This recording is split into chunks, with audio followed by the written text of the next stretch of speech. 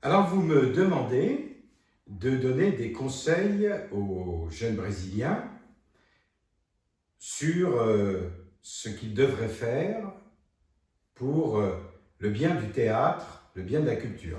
D'abord, ce serait extrêmement présomptueux pour moi qui suis à plusieurs milliers de kilomètres de chez vous, pour moi qui suis dans un pays, la France, qui a une culture différente, de donner des conseils, de donner des recommandations. Tout ce que je peux faire, c'est être un ami à qui on fait visiter une maison et on lui dit « Et ce mur, qu'est-ce que tu en penses ?» On a eu raison de le peindre en rouge, en bleu.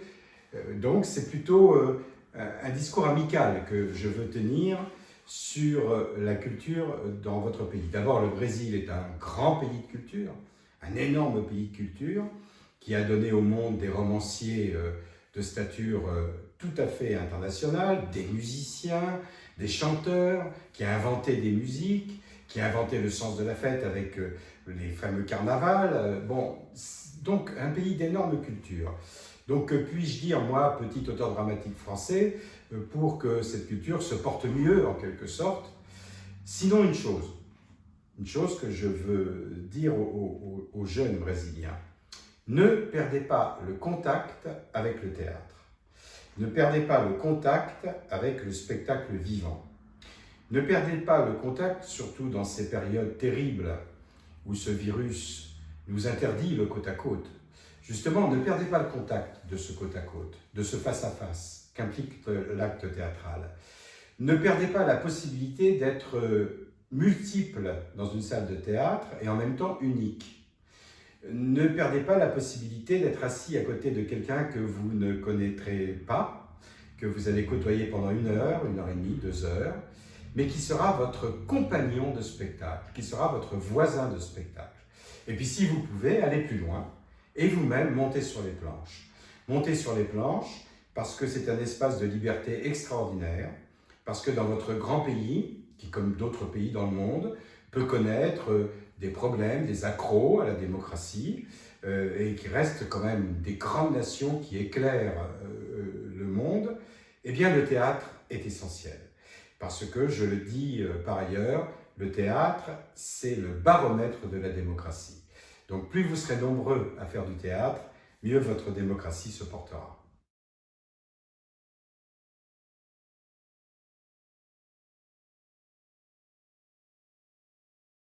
La question que vous me posez, qui est une question très, très intelligente, très sensible, c'est pourquoi avoir choisi le théâtre?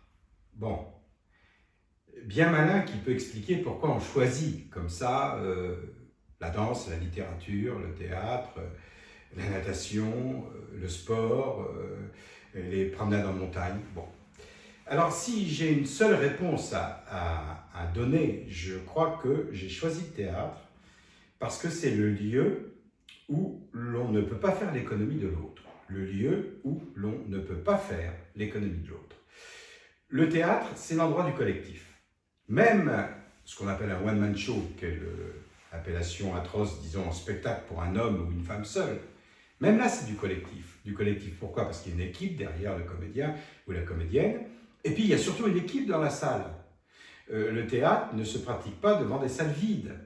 Le théâtre se pratique devant un collectif. Et donc, c'est l'intérêt très fort que j'ai pour ce collectif, pour ces relations entre les hommes, et le fait que le théâtre, ce sont 2 équipes qui se rencontrent. Une équipe minoritaire qui est sur le plateau, composée de 1, 2, 3, 10, même 30 comédiens, c'est rare, mais cela arrive, et une équipe majoritaire qui est dans la salle, composée de 200, 300, 400, 1000 personnes. Et l'intérêt qu'il y a, c'est de voir comment ces 2 équipes vont se rencontrer, ou ne pas se rencontrer. Si elles se croisent bien, si elles se rencontrent, la représentation sera réussie. Si elle passe à des niveaux différents, la représentation sera ratée. Donc voilà pourquoi j'ai choisi le théâtre. Une réponse très rapide sur les amateurs. Vous me posez la question sur mes relations privilégiées avec les amateurs. Les amateurs, comme le nom l'indique dans notre langue, en français, je ne sais pas comment c'est dans votre belle langue portugaise brésilienne, les amateurs, ce sont ceux qui aiment. Et dans mon pays, les amateurs aiment vraiment le théâtre. Ils sont de nombreux milliers à le pratiquer et à défendre les auteurs, en particulier les auteurs contemporains.